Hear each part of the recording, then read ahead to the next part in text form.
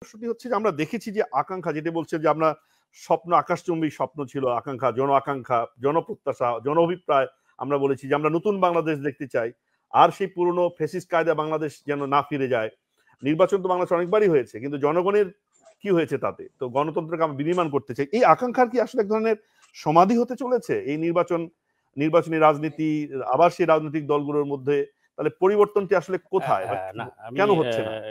আপনাকে ধন্যবাদ। আমি একটু আশাবাদী মানুষ।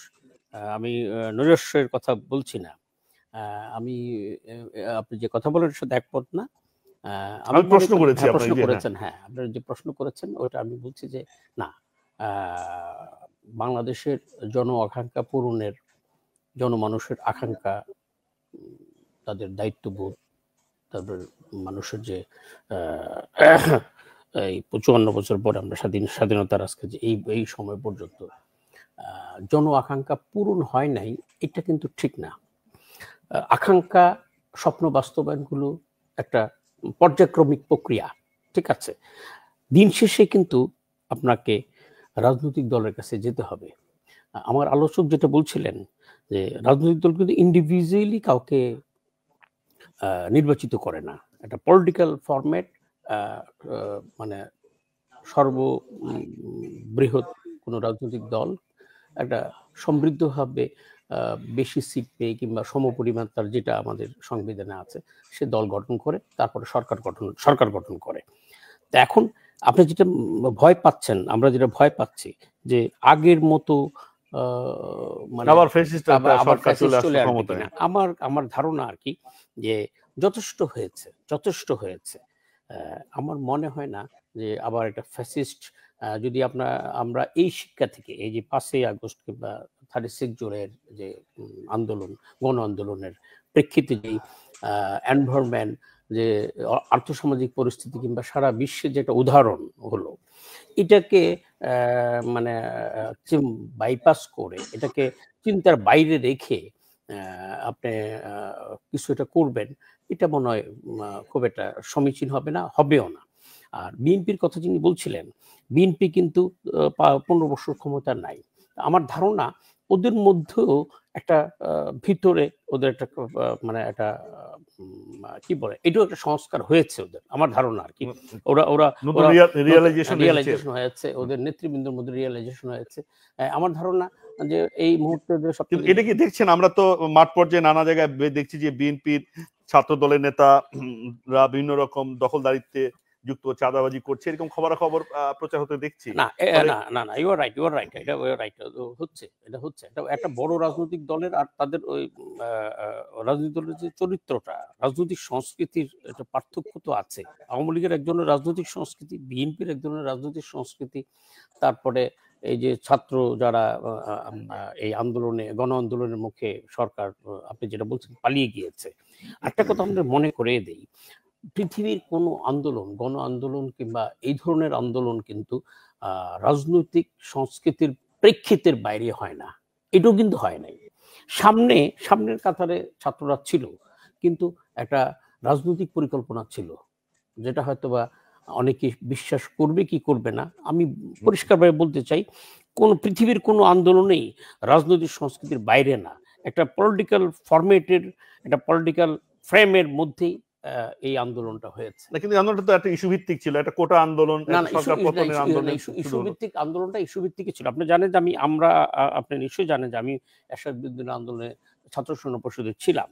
ওই সময় ইস্যু ভিত্তিক আন্দোলন হয়েছে। আমরা কিন্তু এরশাদের পতন ঘটিয়েছি, কিন্তু আমরা কিন্তু কখনোই এরশাদ পতনের পরে আমার মনে পড়ে না, আমি প্রফেশনাল কারণে এরশাদের আন্দোলনের সময় আমি সচিবালয়ে গিয়েছি, প্রফেশনাল কারণে আমি একটা পত্রিকার ইউনিভার্সিটি করেসপন্ডেন্ট ছিলাম, কারণে গিয়েছি। কিন্তু আমরা কিন্তু এরশাদ পতনের পরে সচিবালয়, সচিব, মন্ত্রী কারো কাছে যাই নাই।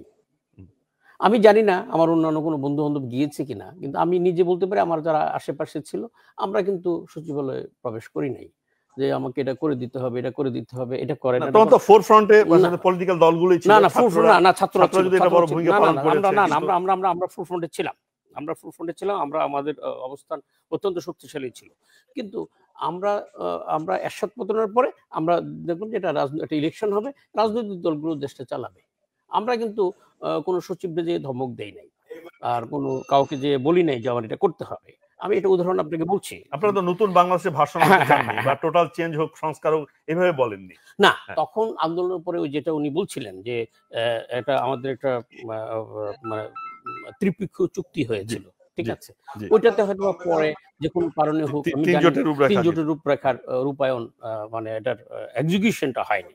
কিন্তু এখন আপনি দেখবেন এখন যেটা হচ্ছে, যেটা কেন আমরা পিছিয়ে যাচ্ছি, কেন আমরা জনপ্রিয়তা সরকার কেন হারাচ্ছে, যদিও সরকার ইলেকটেড সরকার না, এটা এটা অন্তর্বর্তী সরকার, ঠিক আছে, এটা জনপ্রিয় কোনো কথা নাই, কিন্তু অজনপ্রিয় হবে এটাও কিন্তু ঠিক না। সরকার যে প্রত্যাশা নিয়ে আসছিল, সরকার যদি পরিচালনা অভিজ্ঞ হতো, সরকার পরিচালনা ঠিকমতো পিরামিডটা ঠিকমতো রাখতে পারতো। উনি বলছিলেন যে আগের সেক্রেটারিরা রয়েছেন, ওই পতিত সরকারের লোকরা রয়েছেন। আমি এই বিষয়টার সাথে একমত না। ব্যুরোক্রেসি একটা ইন্ডিপেন্ডেন্ট বডি, এটা পিরামিড। ব্যুরোক্রেসিতে আপনি যেভাবে চালাবেন সেভাবে চলবে। সেই ক্ষেত্রে আপনার রাজনৈতিকভাবে আপনি কতটুকু শক্তিশালী, প্রাজ্ঞবান, রাষ্ট্র পরিচালনার ক্ষেত্রে কতটুকু দক্ষ, আপনি যে ঘোড়ার উপর সওয়ার, ঘোড়াটাকে আপনি চালাতে পারবেন কিনা সেটা বলা রাজনৈতিক নেতৃত্বের উপর ডিপেন্ড করে। ব্যুরোক্রেসিকে দলীয়করণ করেছিল আওয়ামী লীগ, তাদের নিজের পছন্দের লোকদের ক্ষমতায় বসিয়েছে, নিয়োগ দিয়েছে।